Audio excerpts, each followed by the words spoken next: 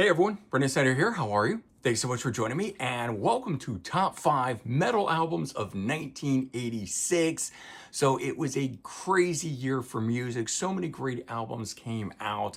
The 80s sound, of course, in full swing by this point here. And metal music in particular was really starting to take the forefront of everything.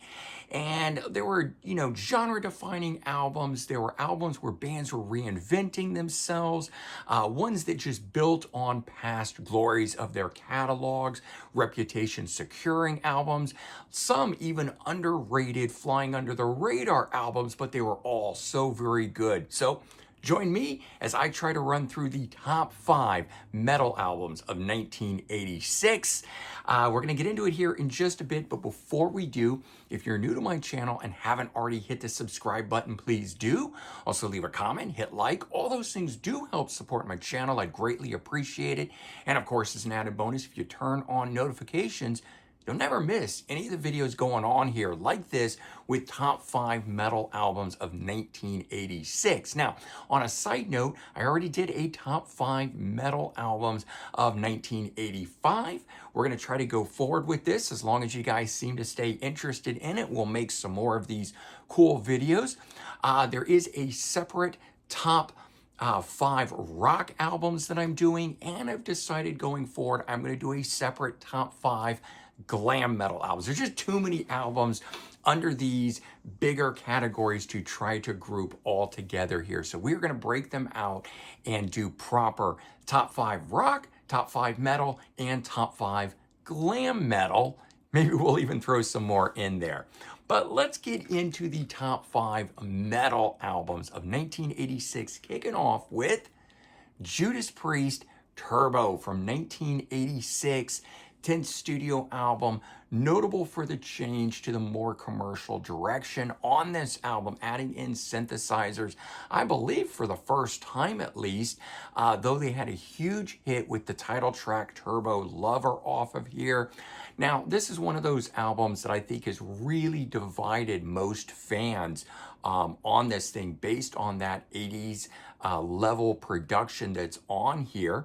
I do find it really interesting though that originally this album was due to be a double album that would be Ram It Down that later came out in 88, but these were supposed to be together. One more, I guess, commercial, maybe hard rock, and one more of the traditional metal, almost thrash. And had they done that, would we be talking about this album in a different light today? We'll never really know at this point. But I do find it interesting. I have to say, I've never been a big fan of this one, but I have been a big fan of this one. So it does make this one stand out for me at least. But, regardless of that, in leaning towards that more commercial sound, there was a lot of great tracks that came off of this album. As I said, we got the title track on here, but there were songs like Locked In, Rock You All Around the World, and a personal favorite of mine, Out in the Cold. And I've got to actually attribute my love, I think, of this album and those additional songs because of them being included on Priest Live that came out in 87. And not so much the live album, but the home video. You guys remember the home videos? I watched that thing and fell in love with Priest through that. So I do think that is one of the reasons that I enjoy this album so well. You might even call this a gateway album for some people being able to get into Priest a little easier. And they've always been able to move from that more traditional metal sound to the more hard rock side, back and forth. This one may have leaned more on the hard rock side than other more traditional metal sounding ones, but all in all, I do think that this one is a really good album, and why, at least for me, it's coming in at number 5. All right, coming in at number 4, we've got Ozzy Osbourne, The Ultimate Sin from 1986. This was his 4th studio album. It was the second and last album to feature guitarist Jake E. Lee, who I think is the secret weapon on this one here. The sound of this one here being more rooted in the 80s sound than the first three albums, but absolutely outstanding material from start to finish. I mean, you've got the two big hits on here, The Ultimate Sin and Shot in the Dark. And I think for that alone, this album could rank in the top 5 no matter what. But like most great albums, for me, what puts them into these kind of categories is the start to finish, no weak songs on here. The album cuts, the deep cuts are just as good as those standout hit songs, so to speak. So tracks like Secret Lover, Never Know Why, Thank God for the Bomb, all absolutely great songs on here. And as I said, Jakey Lee being the secret weapon, his guitar sound puts this over the top. I have to say that I think Jakey Lee was probably, the number 2 guitar player behind Randy Rhoads. Everybody loves Randy Rhoads. He was phenomenal. We'll never really know what he could have achieved had he remained in the band, not passed away, unfortunately. But Jakey Lee did a phenomenal job, and I absolutely love what he brought to Ozzy. In fact, I think he was at his peak with Ozzy and not so much later. He kind of really changed his sound and what he was doing outside of the band. But this stuff, very, very good. All these things that I've been talking about, helping this album to go on to sell 2 million copies in the US. And certainly with having just lost Ozzy on July 22nd of 2025, it's sort of a bittersweet thing to be talking about Ozzy. It's in a whole new light, obviously, now where we try and remember Ozzy. So certainly rest in peace, Ozzy. Okay, coming in at number 3, Iron Maiden, Somewhere in Time, 6th studio album featuring a very polished sound. I mean, most of these albums we're going to talk about from the 80s absolutely have that, but when we're talking about bands that have as long and big a catalogs as Judas Priest, Ozzy, Iron Maiden, and the other two that we're going to be talking about going forward, when we talk about standout 80s albums, like this is one of those that has that extra 80s sound to it. It retains the power, though, of the previous Iron Maiden albums, and I think it does it better than most. So we got that 80s sound, but it still retained all the power. I think this album does it better than follow-up album, in my opinion. It's got my all-time favorite Iron Maiden track on it, Wasted Years. The guitar intro on that song grabbed me, pulled me in, never let me go. But it's that overall galloping pace of the song that just brings it home for me. Again, the album consistency on this one here does it. It's, no bad tracks on this thing. It is solid from start to finish.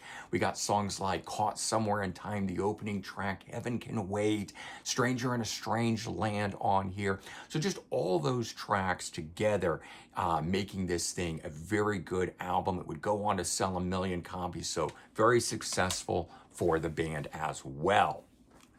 All right, coming in at number 2, Megadeth. Peace Sells, but Who's Buying, their 2nd studio album, and unfortunately last to feature Chris Poland. Until the System Has Failed, which came out in 2004, he returned and did, I believe, all the lead guitar work on that album, though he never rejoined as a full member. So really the last album that he was a member of Megadeth, though, as I said, he plays on The System Has Failed. Arguably, this album here having their most classic sound on it, a good mix of mid and fast-paced thrash style songs. It also has their most, or is maybe one of their most defining albums, though they've had, I would say, a total of 3 very career-defining albums in their catalog. Standout tracks like the title track, of course, then Wake Up Dead, The Conjuring, but it's got a lot of great deep cuts. So Devil's Island is a really great track, as is Good Morning Black Friday. Fantastic start to finish on here. I've never gotten tired of this one. As popular as this one is for the band, oftentimes I get worn out from the band's biggest albums, this being one of their biggest albums. I still enjoy this today. At the time, it would go on to sell 1 million copies, so very successful for them as well. Right. But the question becomes, what is the number one or the top album of 1986 as far as metal albums are concerned? Well, I don't think it's any surprise here. Metallica, Master of Puppets, third studio album, and unfortunately last to feature Cliff Burton. The tragedy also cut the promotion of this album short. But what was absolutely amazing at the time, and a total testament to how great this album is, that without radio play, without MTV, no music videos, none of that, this album sold 1 million copies at the time. And remember, this is before Metallica broke big, having released the song One on follow-up album Injustice for All, or even the Black album that came after it. They had sold 1 million copies of this beforehand. And so this album, I think, totally has the right to come in at number one, not for the total amount of album sales, because they would go on to 7 million. And I don't mention the sales on any of this as justification for where they come in. It's always just to put into perspective the size of the album that we're talking about. But this one here, great songs again, start to finish. It's got amazing production. For me, at least, it's far better production than their first two albums.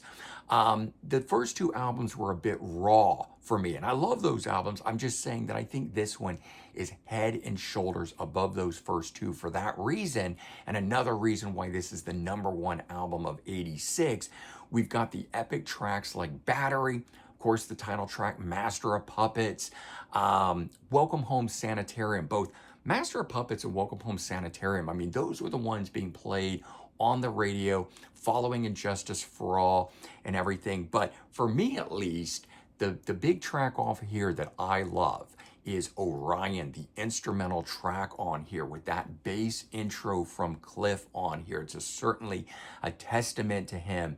And I think one reason why Cliff making this album is one reason why it is the album of 86. So there you go. Top 5 metal albums of 1986, though I would be curious to know what you think is the top 5 metal albums of 86 or the number one of 86. There are so many great ones out there, and with only 5 spots, these are the ones I chose. But I'm sure there's other ones out there that you guys love, so weigh in, let me know, and we'll have a great conversation on that. But all in all, hope you guys enjoyed this episode, and I will talk to you real soon. Bye-bye.